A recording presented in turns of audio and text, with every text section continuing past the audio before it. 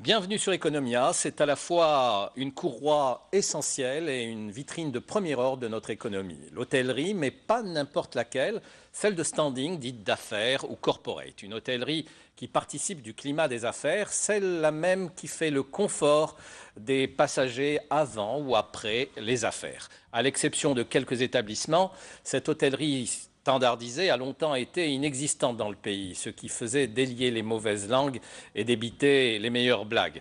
L'Algérie a été longtemps à la traîne de ce point de vue-là.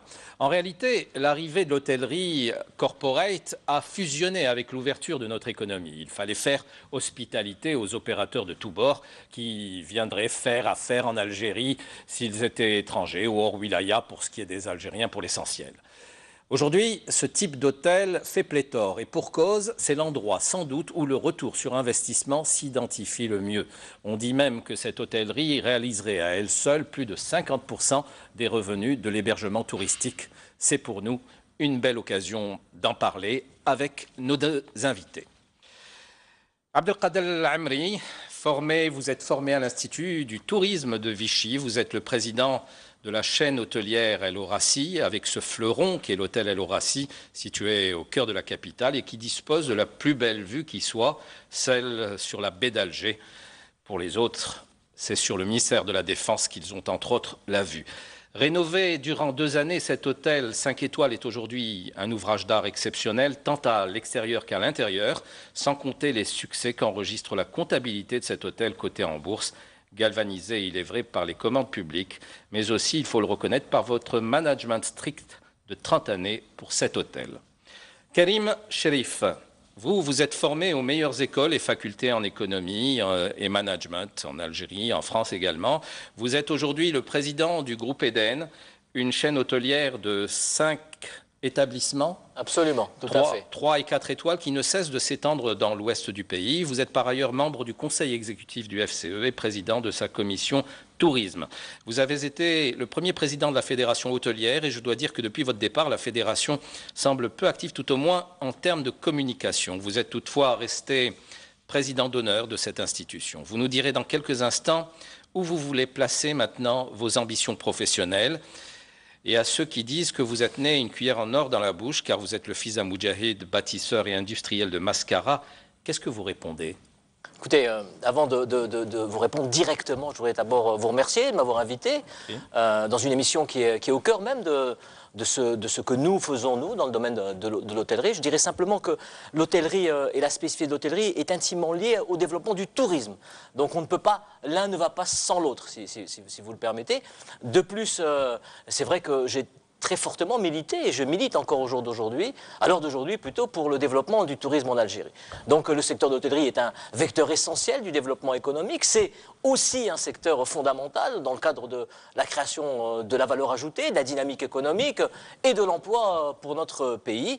Et je crois que de ce point de vue-là, si vous le permettez, avant de répondre directement à votre question, j'aimerais faire un petit travelling, juste pour nos chers téléspectateurs, que je remercie, que je salue, d'ailleurs par votre biais, pour vous dire que le secteur du tourisme est un secteur essentiel. C'est pratiquement à l'échelle planétaire, à l'échelle mondiale, plus de 9% du PIB, du PIB, avec plus d'1 emploi sur 9 qui s'inscrit dans le secteur du tourisme. C'est à l'échelle du monde plus de 1,4 milliard de voyageurs internationaux. C'est plus de 1400 milliards de dollars de chiffre d'affaires. Alors évidemment, au regard de ces chiffres-là, l'Algérie peut paraître comme étant une destination un peu moindre. Il n'en demeure pas moins que notre pays a vu des résultats parfois spectaculaires dans le domaine du développement du tourisme. Et je rebondirai sur ce que vous avez dit tout à l'heure. Effectivement, depuis les années 99, il y a une vraie dynamique autour du secteur du tourisme et de belles réalisations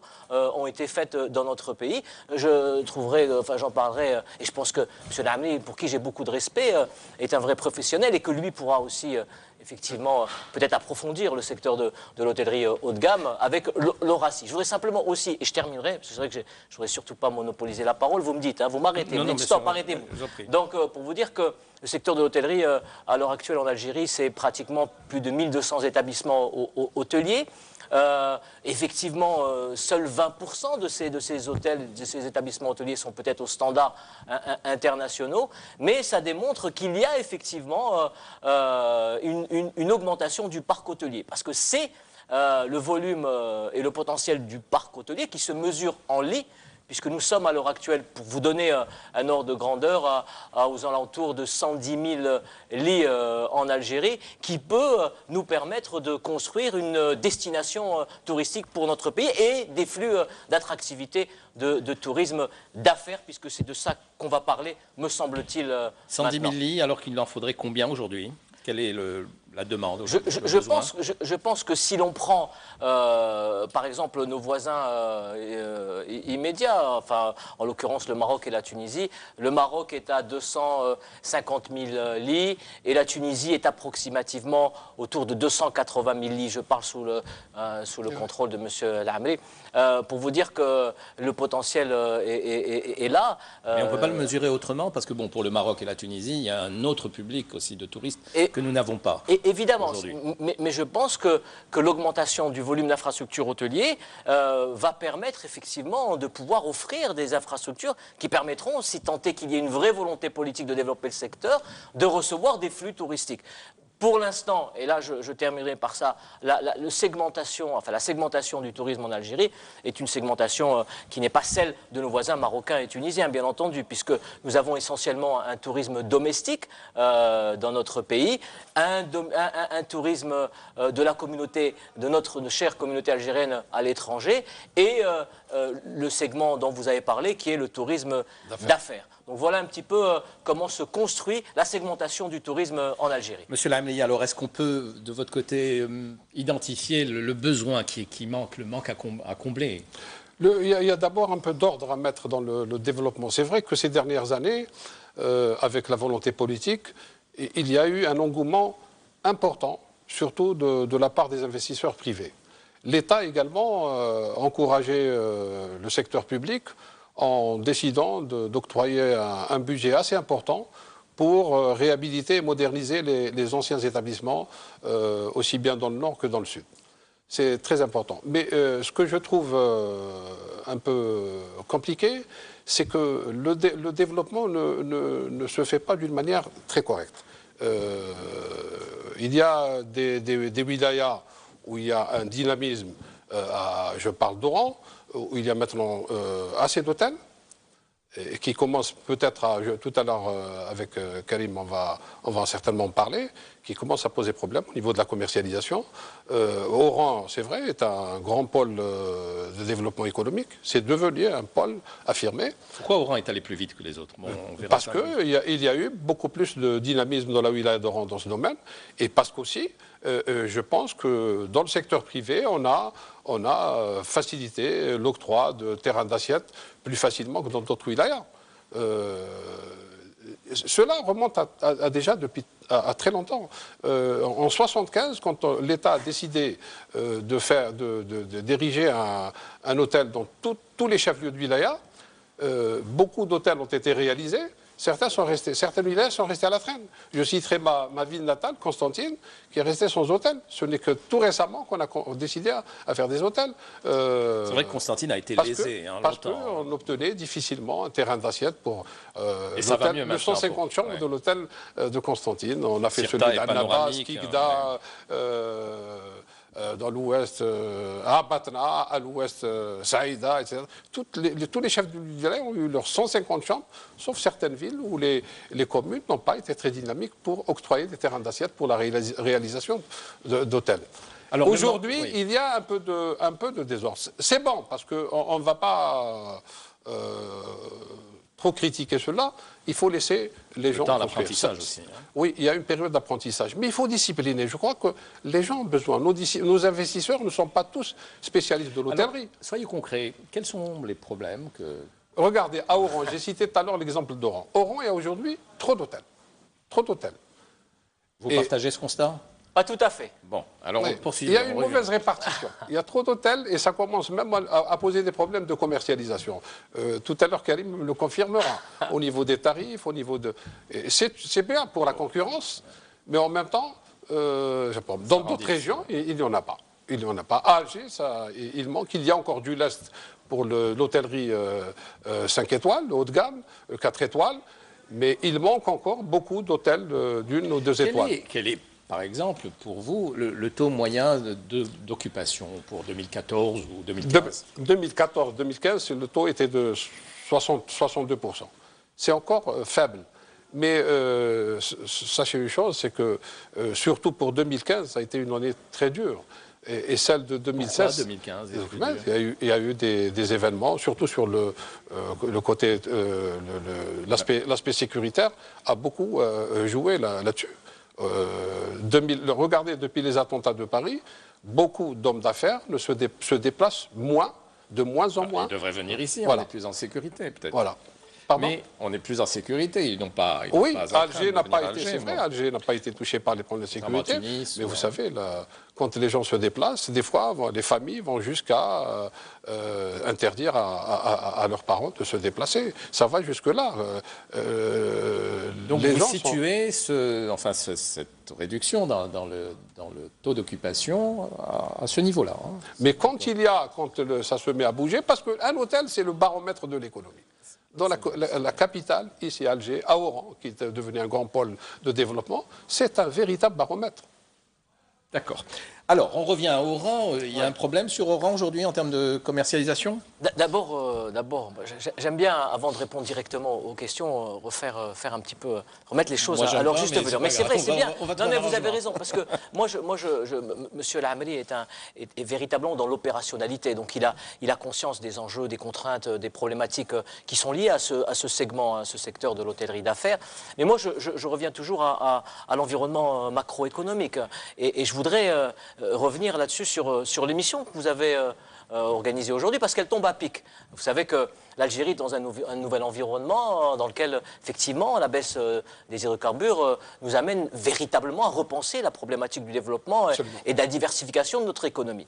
Et c'est vrai que le secteur du tourisme est un secteur particulier avec le secteur de l'agriculture, de l'agro-industrie, des NTIC, enfin du numérique, pour dire qu'il faut absolument, à mon sens, que l'on parle maintenant, que l'on pose ensemble les jalons d'une vraie politique de promotion de la destination Algérie. Donc Oran a été, de ce point de vue-là, une wilaya qui a eu un vrai essor dans le domaine de l'hôtellerie, puisque à un moment donné, jusqu'au mois de septembre, Oran était la wilaya dans laquelle le volume, enfin le nombre d'infrastructures hôtelières était le plus important. Ça a été dépassé par Alger il y a de cela depuis le mois de novembre, puisque nous sommes à plus de 190 établissements hôteliers sur Alger et 172 établissements hôteliers sur Oran. La dimension et l'envergure du tourisme haut de gamme, de haut niveau sur Alger étant plus prononcée que celui d'Oran. Il n'en demeure pas moins qu'Oran a effectivement été doté d'une infrastructure importante. C'est dû à l'attractivité et au dynamisme de la wilaya d'Oran. C'est aussi effectivement dû à la rareté du foncier touristique sur Alger, alors qu'au niveau d'Oran plutôt, nous avons eu la possibilité à ce que des investisseurs puissent avoir des assiettes et donc développer ce secteur de l'hôtellerie. Donc c'est dû aussi au fait que Oran soit un carrefour économique, artisanal, commercial, culturel, universitaire, donc qui a fait que les hôteliers, bien évidemment, par rapport à leur retour sur investissement, se sont inscrits dans une wilaya où il y avait un potentiel de clientèle qui s'est accru. Je crois que la nouvelle donne économique depuis les années 2000 a permis aussi à des investisseurs, à de grands industriels, de grands groupes de s'installer sur Oran. Et ça continue, puisque l'installation de l'usine Renault dernièrement montre véritablement que notre wilaya est une wilaya qui semble-t-il très attractive. D'accord, mais est-ce que vous êtes affecté dans votre commercialisation? Alors nous pensons que la concurrence, que l'émulation, que la compétition est un bien. Donc d'ailleurs nous avons à chaque fois appelé de nos voeux à ce que de grandes enseignes et de grandes chaînes et de grands hôtels indépendants, parce qu'on a toujours tendance aussi à parler des chaînes hôtelières internationales, mais il y a des Algériens indépendants qui réalisent, qui bâtissent, qui construisent et qui font des produits et qui quelquefois, en termes de satisfaction, sont au même niveau que ces grandes chaînes internationales.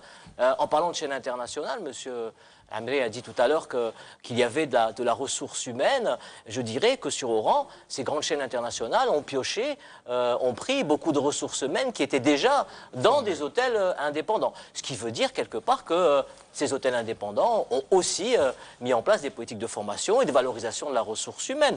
Nous-mêmes, au niveau des hôtels Eden, nous avons mis en place des circuits de formation en interne, en externe. Nous avons signé des contrats avec des lycées hôteliers à l'étranger. Nous avons envoyé de la ressource humaine, aussi bien des cadres que des cadres intermédiaires, se former dans les hôtels, dans les établissements hôteliers. Donc je veux dire, nous essayons et nous avons surtout essayé. Monsieur Schliff, est-ce que vous avez été atteint dans votre commercialisation aujourd'hui? Est-ce que vous sentez que cela pèse sur votre Bien évidemment, bien évidemment.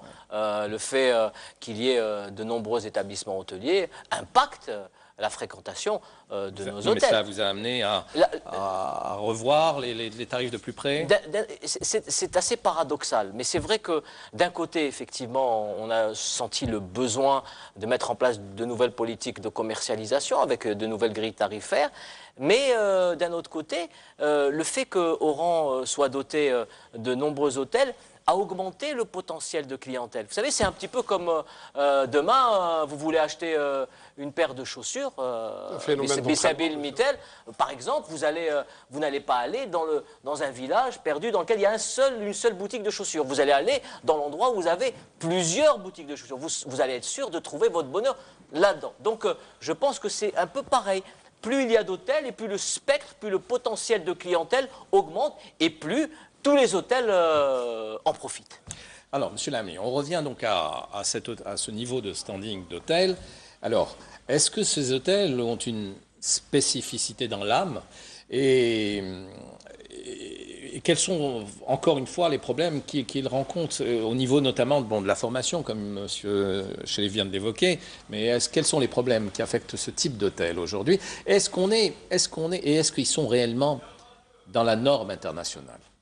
Oui, ces hôtels sont surtout se rénover, sont dans la norme internationale. C'est-à-dire que, prenons l'exemple de votre hôtel. Oui. Votre hôtel est un 5 étoiles. Oui. Il le serait également s'il était en France ou aux États-Unis ou en Italie. Absolument. Absolument. Maintenant, vous parlez du personnel. On va parler tout à l'heure, aborder le sujet de la classification des établissements. Oui. Bien sûr, le haut de gamme doit d'abord, parlons-en tout de suite avant de parler de la formation. Au niveau de la construction, au niveau de la conception, au niveau de la décoration, au niveau des équipements, etc., doit aller vers le haut niveau. Il en est de même pour le personnel. Le personnel doit être... Je voudrais vous poser une question. J'ai vu que dans un journal officiel que vous étiez membre de la commission qui affectait les étoiles. Quoi. Oui. Et Commission nationale de classement. Pardon? La Commission nationale de classement. Je ne l'ai pas fait pour le RACI. Non. D'accord. Non. Il n'était pas jugé parti. Le jour où on est venu visiter le RACI pour son classement, je me suis abstenu. Bon, j'ai laissé mes collègues faire leur travail le plus normal du monde. D'accord. Alors, la classification, elle est aux normes elle-même? Oui, la classification est aux normes parce que nous sommes inspirés. Le cahier des charges a été fait sur des normes internationales. J'ai un exemple du document, je vous le laisserai plus tard, vous le compulserez, vous verrez que c'est conforme sur la classification à ce qui se pratique à l'étranger. Pardon ? Quand on voit un 3 étoiles, c'est réellement un 3 étoiles, un 2 étoiles? Ça dépend de quelle normative vous voulez parler. Oui. C'est-à-dire que vous savez que, par exemple, en France, on parle toujours de la France, c'est un peu ce qu'on connaît le mieux, il y a eu une nouvelle classification. Il n'y avait pas de 5 étoiles en France. Je parle là aussi sous le donc, ce n'est que la dernière nomenclature classification, je crois que ça date d'une année, où on a introduit les 5 étoiles. Par contre, il y avait des 4 étoiles plus, ce que nous n'avons pas ici. Donc, tout dépend un petit peu de ce que vous voulez dire. Si vous voulez dire que les normes, le niveau de prestation d'un 5 étoiles en Algérie est le même que celui d'un 5 étoiles en Europe, je dirais, moi, que oui.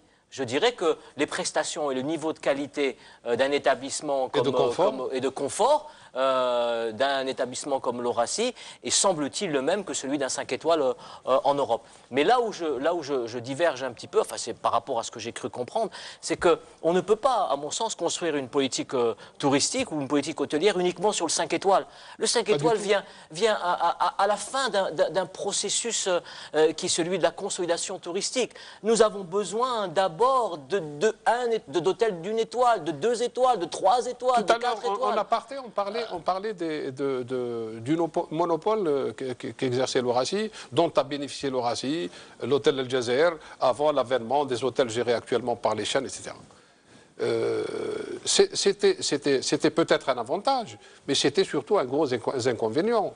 Parce que, regardez, avant la construction, la réalisation des hôtels 2 étoiles, 1 étoile à Alger, nous recevions au niveau de l'hôtel. Et ça perturbait énormément la gestion de l'hôtel, parce que on se préparait à recevoir une clientèle 5 étoiles, exigeante, compliquée, et on recevait tout le monde. Je ne veux pas, j'ai beaucoup de respect pour toute la clientèle qui a fréquenté l'hôtel et qui le fréquentera, et je leur dis venez nombreux, mais il y a normalement une répartition selon les budgets, selon les moyens de la clientèle sur les différents hôtels.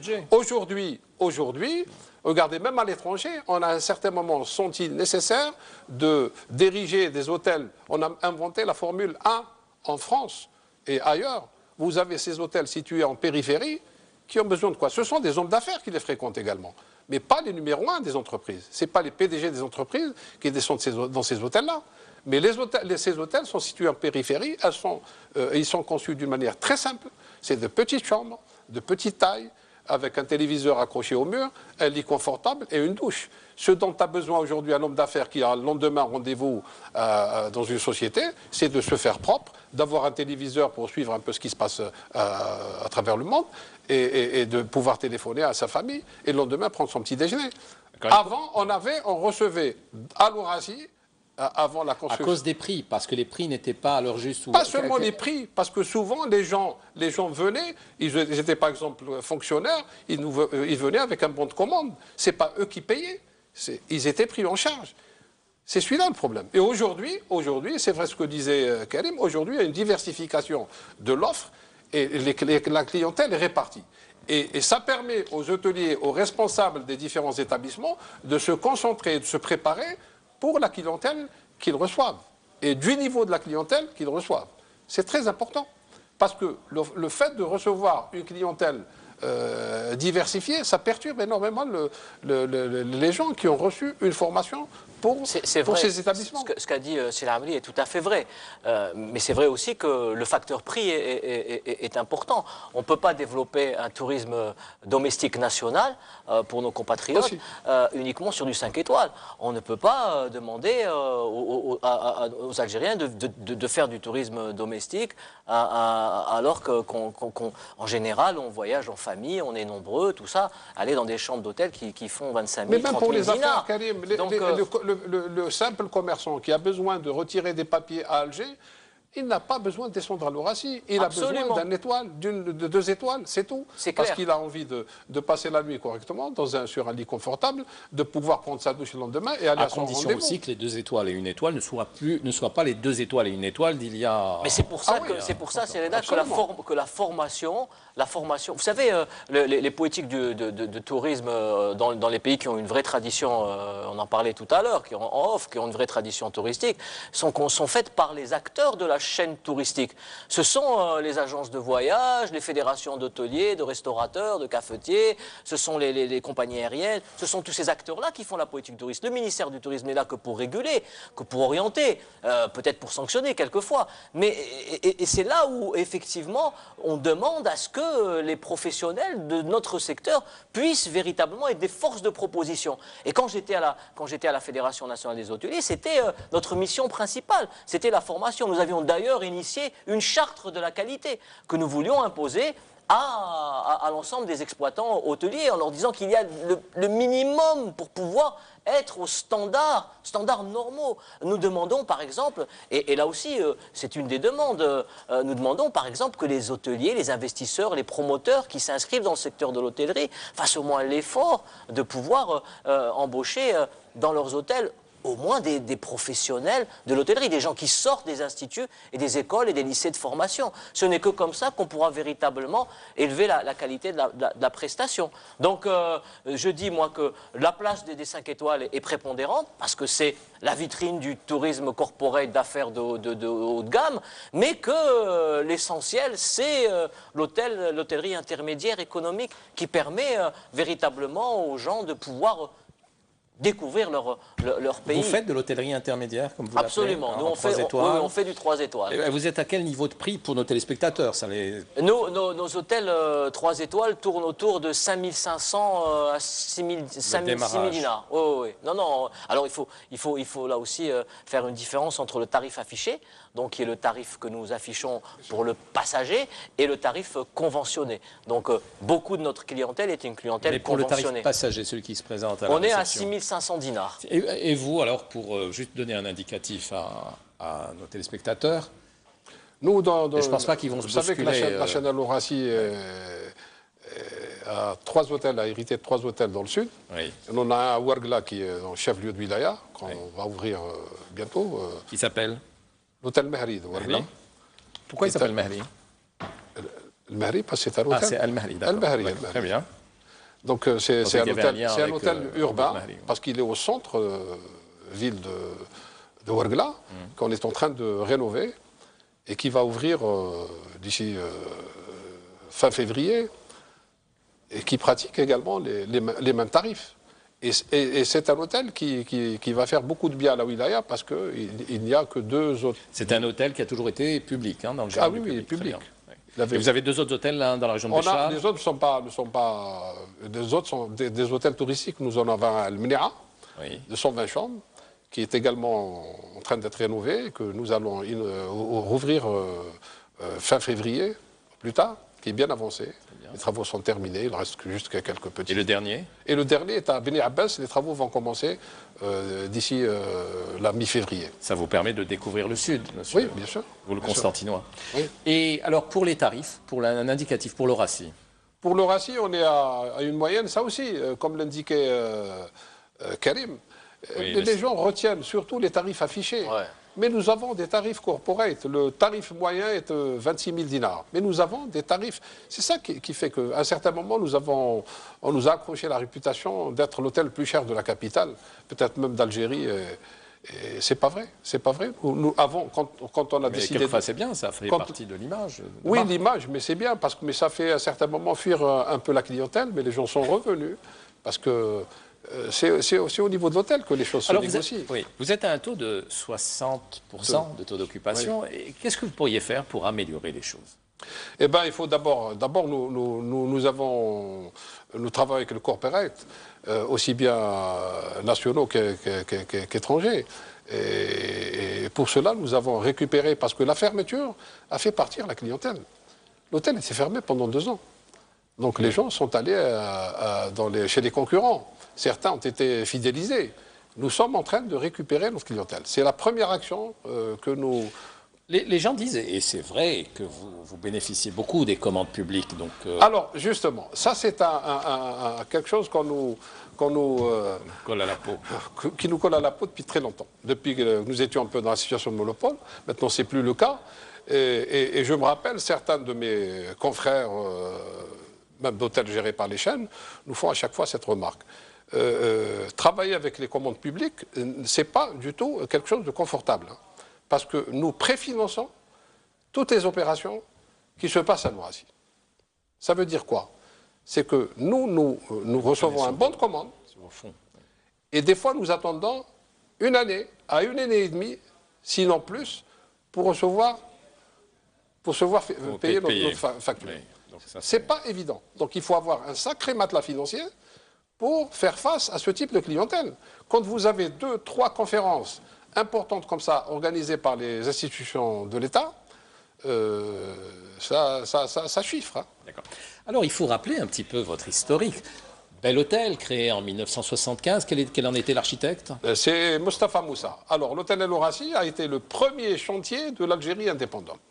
C'est sous l'égide du feu président Ben Bella, Rabbi Rahmou, que cet hôtel a été, que la construction de l'hôtel Horaci a été décidée. Parce que l'Algérie devait accueillir la grande conférence afro-asiatique. On a démarré le chantier de l'Horaci et celui du Palais des Nations au Club des Pins en même temps, 63. Et pour la conférence afro-asiatique. Mais finalement, vous n'ouvrirez que pour la conférence des non-alignés, c'est ça? Non. 10 années plus tard. Non, ça ne s'est pas passé comme ça. Donc les deux chantiers ont démarré, celui du Palais des Nations au Club des Pins et celui de l'Horaci. Et à l'Horaci, on a buté contre un problème technique. Le terrain sur lequel est construit l'Horaci est constitué de ce qu'on appelle les marnes bleues du Sahel, qui est un terrain un peu compliqué, meuble. Donc il fallait revoir les études. Et les autres, il devait y avoir plus d'étages. Voilà. Mais les étages, c'était pas un problème c'était un problème de budget. Parce qu'on a commencé, on a consolidé le terrain, en injectant des pieux et un radier général avant d'entamer les fondations de cet hôtel. Et les fondations sont parties pour un hôtel de 900 chambres. Très bien. Alors, bon, je vais passer les étapes, mais ensuite, il a été question donc, de privatisation. Et à un moment, on a même parlé donc, de capitaux indiens dans votre c'était la toute première fois, c'était en 85. C'était juste après mon installation, j'étais à l'hôtel Jazeera, et on m'a muté à l'Horaci, on m'a demandé de commencer à négocier avec une délégation indienne qui gérait la chaîne Oberoi, qui est une chaîne de grande qualité, qui gère de très bons établissements. Et par la suite, finalement, donc, bon, ça ne s'est pas fait. Pour quelles raisons? Ça ne s'est pas fait parce que les lois et règlements dans le temps ne pouvaient pas permettre la mise en place d'un contrat pareil. C'était très compliqué. Par exemple, pour le paiement du personnel expatrié, pour tout ce qu'on importait. Alors, autant c'était interdit pour l'entreprise publique et même privée, acheter de la moquette inifuge, du mobilier de luxe, etc. Tout ça a été interdit et la chaîne ne pouvait pas fonctionner. Alors finalement, quelques années plus tard, il y a eu privatisation, mais cette fois-ci, donc 20% seulement des capitaux qui ont été par le biais de la bourse. Vous entrez à la bourse et vous mettez en vente 20% donc, aux institutions et aux citoyens. Hein. Oui. Et il y a eu un engouement important pour l'action de l'Horaci. Et c'était là où il fallait peut-être aller plus haut, plus loin que les 20%, parce qu'on pouvait aller jusqu'à 30, 40%. Mais dans le temps, les responsables ne voulaient pas qu'on aille plus loin. Et on a d'ailleurs, dans les offres de vente, dans les promesses de vente, on a vendu plus qu'il ne fallait. Donc il a fallu après rembourser les gens. L'engouement était tel que les gens avaient acheté des paquets. C'est encore des incohérences, c'est-à-dire qu'on a vendu plus d'actions qu'il ne fallait. Oui, parce que dans la promesse de vente, c'était comme ça. C'était comme ça. Donc quand on a comptabilisé, il fallait rembourser les gens. Et ça se passe toujours comme ça dans une opération boursière. Ça paraît étrange, mais bon. Et aujourd'hui, est-ce que vous souhaiteriez encore accroître la vente d'actions? Oui, si les pouvoirs publics le souhaitent. D'accord. C'était, je pense, la meilleure formule pour la privatisation. D'accord. Ça a apporté un plus à votre hôtel ou pas? Financièrement, non. Je vous le dis franchement. Mais en termes d'image, oui, nous sommes en bourse et il y a quand même... Je termine avec juste une chose. Vos co-actionnaires sont contents aujourd'hui? Oui, bien sûr, parce que la preuve, regardez, souvent, dans toutes les séances de vente qui se tiennent 2 fois par semaine, souvent, l'action de l'Horaci comme on le dit au niveau de la bourse, est à blanc. C'est-à-dire qu'il n'y a eu ni acheteur, ni vendeur. Et elle est actuellement à 480 dinars. C'est le seul titre qui n'a pas connu d'érosion depuis son introduction en bourse. Elle a été achetée à quelle valeur? À 400. D'accord. À 400. C'est le seul titre qui a très bien résisté au niveau de la bourse. Oui, il a résisté, mais si on tient compte de l'inflation, de la dévaluation du dinar et tout ça, oui. Il y a beaucoup de pertes, beaucoup de dégâts. Mais c'est le seul titre qui a bien résisté. Alors, le groupe Eden, est-ce qu'on peut vous voir rentrer en bourse un jour? Ah, peut-être. Moi, je voudrais juste revenir. Comme d'habitude. C'est récurrent chez moi, je reviens. Non, je voudrais revenir. Je vais mettre une autre casquette. Je vais mettre la casquette de président de la commission tourisme du Forum des chefs d'entreprise. Et comme nos téléspectateurs, et vous-même le savez sûrement, nous pensons, nous, que le secteur public n'a pas forcément vocation à investir dans le secteur du tourisme. À l'exception, bien entendu, de spécificités particulières. il est clair que nous sommes tout à fait d'accord pour dire que des fleurons de l'hôtellerie comme l'Horacie, comme le Saint-Georges, doivent rester dans le giron public, avec peut-être, comme a dit M. Lamri, peut-être des introductions en bourse qui pourraient dynamiser. Mais les hôtels n'ont pas, nous pensons que nous n'avons pas forcément vocation, l'État n'a pas forcément vocation à gérer un hôtel, une cafétéria, une pizzeria ou un restaurant. D'accord pour ça, mais donc, par exemple, si on prend les hôtels du Sud, ça c'est peut-être une bonne chose, parce que si les investisseurs ne se bousculent pas, il y a quand même une demande et il faut dynamiser qui vous dit que les investisseurs ne se bousculent pas? En tout cas, on les a pas vus s'installer à côté. Oh, c'est pas vu s'installer à côté, mais moi je parle d'un secteur qu'on ouvre. Moi je pense que nous devons libérer les énergies. Nous devons permettre à ce que le privé national, on va parler sûrement, M. Lamri a son idée sur la privatisation qui a été faite à un moment donné. À mon sens, elle n'a pas été faite de manière très cohérente et comme il se devait. Mais la privatisation dans les pays qui sont passés par ce système un peu étatique à un moment donné, en allant vers l'initiative privée, a été très bénéfique. Et pourquoi chez nous elle a été mal faite? Non, elle a été mal faite parce que le choix des repreneurs, des établissements publics qu'on a mis à la vente n'était pas forcément le plus idoine. Je dirais ça comme ça. Mais nous pensons qu'il y a maintenant... Alors, donc il fallait privatiser, mais il ne fallait pas donner aux copains. C'est comme ça que j'entends les choses? Non, pas aux copains, on n'a pas donné aux copains. Alors pourquoi elle n'est pas idoine? Parce que ce n'est pas des professionnels? Voilà. Peut-être que le choix n'a pas été véritablement ou bien... Mais qui sont les professionnels en Algérie? Les professionnels, il en existe. Il y a des indépendants. Vous-même, vous étiez constructeur il y a 10 ans. Nous, on n'a pas la prétention de dire qu'on est des professionnels. Au contraire, très humblement. Non, mais vous avez prouvé que vous l'étiez devenu. Mais s'il vous plaît, à ce propos, on peut trouver un investisseur, mais la compétence s'achète. Il peut trouver des gestionnaires, des professionnels. Non, mais il dit que ça n'a pas été donné à des personnes idoines.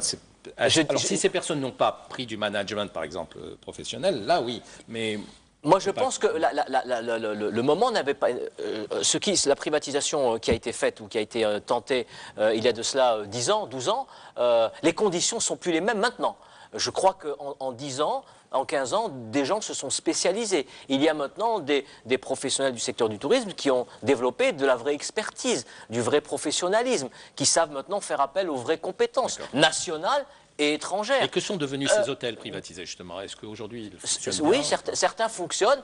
Bon, maintenant, après, chacun est juge d'évaluer la qualité de la prestation de ces hôtels-là. Mais je dis simplement que nous pensons qu'il faut maintenant associer aussi. Il est vrai que les choses ont changé. Regardez, on parlait tout à l'heure du développement dans les différentes wilayas.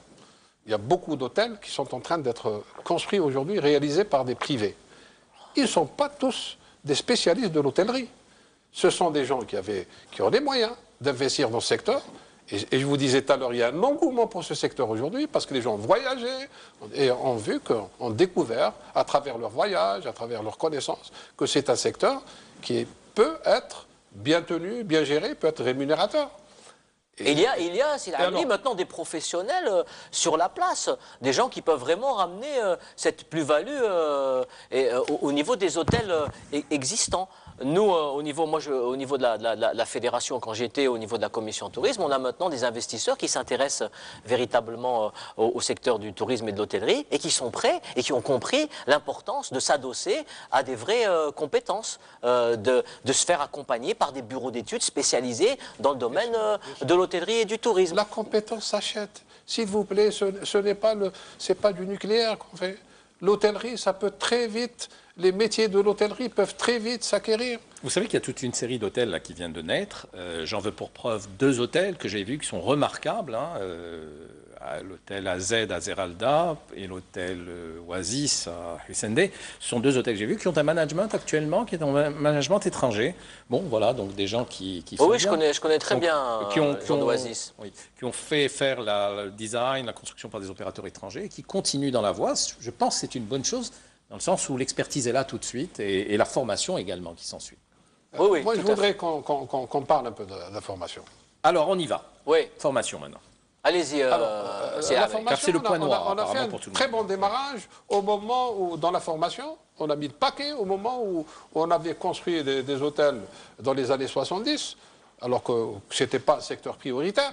On a construit des hôtels, on disait c'était pour les gens qui aiment bien l'Algérie, qui respectent l'Algérie. On a fait tous ces complexes, tous ces hôtels, etc. Et on avait érigé, dans le temps, 3 écoles hôtelières. Boussaada, pour les techniciens, Tizi Ouzou pour techniciens supérieurs, et l'Horaci, l'Institut de l'Horaci, pour l'encadrement. Qui est indépendant de l'hôtel, hein, que vous ne gérez pas. Mais il n'est pas fortuit qu'on les logeait à l'hôtel, c'est pour que les élèves fassent leur pratique tous les jours à l'hôtel. Et c'était une excellente chose. Malheureusement, ça ne se fait plus maintenant. C'est dommage. Alors, on a érigé ces 3 écoles, et qui ont formé de très bonnes promotions. Je vous disais tout à l'heure que quand les chaînes hôtelières se sont installées en Algérie, elles étaient très satisfaites de trouver du personnel formé, de qualité, etc. Ils ne sont pas privés de prendre cette main-d'œuvre qualifiée. Bon, alors, pourquoi vous vous plaignez aujourd'hui? Alors, aujourd'hui, l'État a décidé de mettre un budget important, assez conséquent, pour la réhabilitation et la modernisation de pratiquement tous les hôtels publics. Mais malheureusement, on a oublié la rénovation des 2 écoles, des 3 écoles même. Mais on a lancé... Et on a lancé un projet qui est à Tipaza et qui ne voit pas le jour. Et une école... Attendez, s'il vous plaît. Alors, au niveau de Boussaada et Tizi Ouzou, moi j'ai enseigné dans ces 2 écoles en 72 et en 73. Je suis allé avec des collègues pour assister à la réouverture de l'hôtel Qaïd à Boussaada. L'école est juste à côté. Elle est adossée à l'hôtel. Et par curiosité, avec d'autres collègues qui avaient également enseigné dans cette école, nous sommes allés faire un tour pour visiter l'école où nous avions travaillé. Vous savez que le matériel de cuisine, le matériel de pâtisserie est le même, il est là, c'est celui de 72. Alors que les choses dans ce domaine, dans le matériel hôtelier, dans le matériel de cuisine, dans le matériel de pâtisserie, a complètement changé. Comment voulez-vous aujourd'hui que des élèves qui sortent de ces écoles-là puissent travailler? Mais vous savez pourquoi? Parce que l'état des hôtels eux-mêmes était en désuétude. Donc oui, mais il fallait démarrer la rénovation en même temps. Oui, ça c'est juste. C'est dommage, parce qu'aujourd'hui... Il y a une école Eshra. Voilà. Une école c'est une excellente chose. C'est une excellente chose. Oui. C'est une excellente chose parce que c'est quand même l'école de Lausanne. C'est un établissement qui est sur 15 hectares. Alors c'est un établissement public très belles installations. Avec un management étranger. Oui, parce et que... des enseignants. Voilà, parce que le diplôme aura la même valeur que celui de Lausanne. Et je suis très content pour l'aspect pédagogique de cette... l'aspect pédagogique de cette école, parce que les élèves vont faire de la pratique, et beaucoup de pratique. Parce qu'ils ont des cuisines d'application, ils ont un hôtel d'application, ils ont un restaurant d'application, et ce n'est que comme ça qu'on formera de bons hôteliers. Et la formation coûte cher. La formation coûte cher, justement. Vous me l'avez, j'allais continuer. La formation coûte cher. Moi, je trouve anormal qu'un établissement qui a été fait sur des fonds publics exige que tout le monde paye. On peut réfléchir à un pourcentage d'élèves, parce qu'on peut avoir, il y a parmi les Algériens des jeunes qui ont des aptitudes pour faire ce métier, qui veulent faire ce métier, mais qui n'auront pas les moyens de payer 1 million de dinars par an. Moi, je pense que donner la chance à quelques Algériens dans chaque promotion pour pratiquer, pour faire des études dans cet institut, serait une excellente chose. Alors, dans l'immédiat, l'investissement est public. Dans l'immédiat, reste autre chose pour trouver les bonnes personnes et bien les former, c'est que vous fassiez vous-même l'école en même temps que vous recrutez. Non, nous recrutons. Les 2 écoles, malgré leur état de vieillissement, continuent à assurer une formation de qualité. Ce qui leur manque, c'est aujourd'hui une bonne pratique. Donc, alors, sur les écoles... oui, moi je dirais que c'est Amri a tout à fait raison, comme il a dit lui. Non, mais c'est vrai que le besoin de formation à l'époque, quand il y avait uniquement ces 3 instituts, celui de Boussaada, Tizi Ouzou et de Lorassi, était aussi un besoin par rapport à une infrastructure hôtelière existante. Donc maintenant, avec l'explosion des infrastructures hôtelières, nous avons besoin encore davantage de formations, d'instituts, de lycées et d'écoles. Je dirais qu'au-delà de l'ECHRA, l'école de Stawali dont vous avez parlé, qui vient effectivement ramener un plus en termes de formation à Ain Benyen plutôt, je ne suis pas d'Alger, donc à Ain Benyen plutôt, c'est vrai que ça va nous donner à nous la possibilité d'avoir de la ressource dans le domaine, mais dans le domaine des gestionnaires dans le domaine de l'hôtellerie. Ce qui, alors que c'est la Hamadi, le vrai besoin au niveau de nos hôtels, il est dans l'intermédiaire.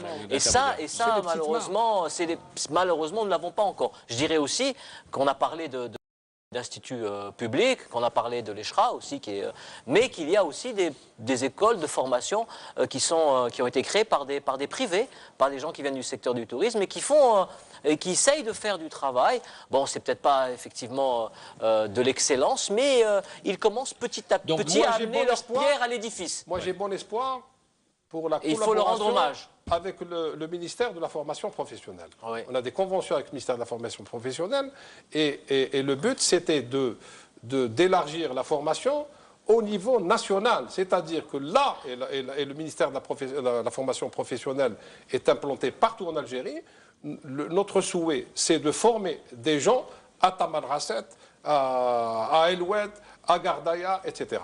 Et c'est quelque chose qui est en train de prendre forme, et c'est une excellente chose. Et de réhabiliter les écoles qui existent déjà, également. Et de faire une entrée par la voie peut-être boursière au niveau de l'ECHRA. Je n'avais pas répondu tout à l'heure. Vous vous rappelez la question sur l'entrée en bourse? Non, je crois que nous avons d'autres priorités. Nous avons une vision de développement au niveau du groupe Eden, qui est une vision de développement sur le moyen et sur le long terme. Nous sommes en train de consolider, nous étions dans une phase d'investissement, nous allons bientôt rentrer dans une phase de consolidation et je crois que seulement à ce moment-là, on verra si effectivement il y a lieu de penser à une introduction en bourse. Je voudrais vous dire simplement que là aussi, en termes de financement, parce que beaucoup de groupes s'introduisent en bourse parce qu'ils ont un besoin de financement. Et nous disons là aussi que les institutions financières de manière générale dans notre pays maintenant, en Algérie, sont beaucoup plus bienveillantes et accueillent de manière beaucoup plus favorable les investissements dans le secteur du tourisme et de l'hôtellerie. Et ça, je peux en témoigner. Et beaucoup de collègues qui sont investis, qui sont en train d'investir dans le secteur, ou qui ont investi dans le secteur du tourisme, pourront vous le confirmer. Donc il y a vraiment une attitude beaucoup bienveillante, particulièrement. Et ils vont être encore beaucoup plus bienveillants puisque le tourisme reste l'une des seules échappatoires pour nous maintenant pour évidemment, mais juste, je voulais juste, et là parce que je voulais terminer mon idée, c'est vrai sur le financement, parce que c'est véritablement une contrainte. Est-ce que les banques les banques, effectivement, les banques, et je dirais même plus, je précise les banques publiques algériennes financent et accompagnent véritablement les porteurs de projets dans le domaine du tourisme pour peu, effectivement, que l'étude technico-économique soit viable, soit bancable. Mais je crois que véritablement les banques ont compris que c'est des secteurs d'activité qui doivent être soutenus et qui doivent être Certains ont parlé de banques dédiées au tourisme. Est-ce que vous y êtes favorable? Absolument. Nous, au niveau du Forum des chefs d'entreprise et au niveau de la commission tourisme que j'ai l'honneur de présider, nous avons fait un certain nombre de propositions. Et l'une de ces propositions, c'est effectivement créer une banque d'investissement, à l'instar de ce qui se fait chez nos voisins, dédiée au développement dans l'investissement touristique. Je pense que ce serait un vrai vecteur de développement de notre activité. Sur la clientèle, quel est l'essentiel de votre clientèle? C'est une clientèle étrangère? C'est du 50-50? C'est plus, évidemment, une clientèle algérienne? C'est plus d'étrangers que... En tout cas, je parle de votre hôtel. Les étrangers sont plus nombreux que les Algériens. Et pour vous, c'est la même chose? Non, nous c'est une clientèle beaucoup plus mixte et variée. Donc, comme nous avons des hôtels qui sont en positionnement différent, puisqu'on a des hôtels qui sont en positionnement urbain, corporate, et d'autres qui sont plus en positionnement urbain, balnéaire plutôt. Donc, nous avons une clientèle mixte aussi de loisirs et de familles algériennes.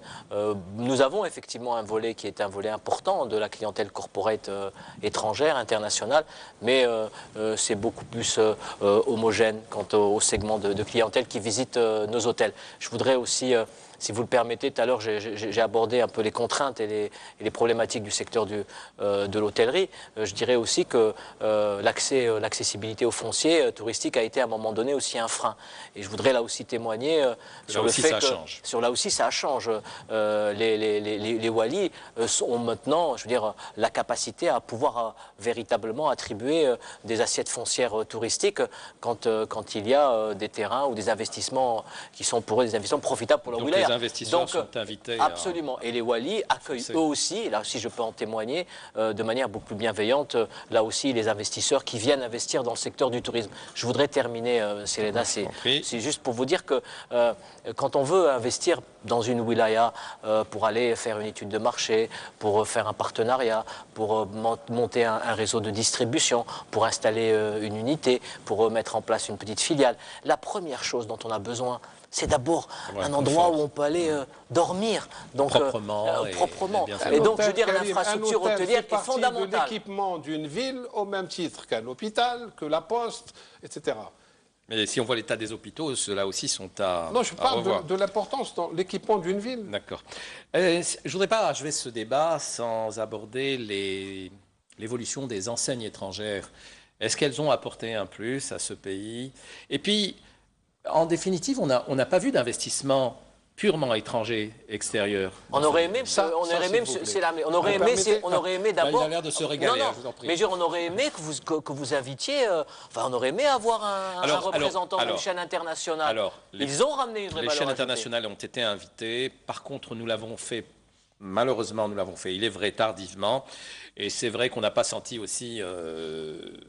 C'est dommage. Tout de suite de s'exprimer. Peut-être parce qu'ils sont bridés aussi par à la fois les propriétaires, l'État, et par leur chaîne aussi, parce que ils obéissent à des conditions. Ils sont même un peu trop libres, à mon sens. Moi, je pense qu'il n'y a pas de ce côté-là, parce que là où le management a réussi, d'abord à propos d'investissement, sachez une chose, ça je n'arrête pas de le répéter à beaucoup de gens. Les chaînes n'investissent pas, sauf là où c'est réellement utile et là où c'est profitable.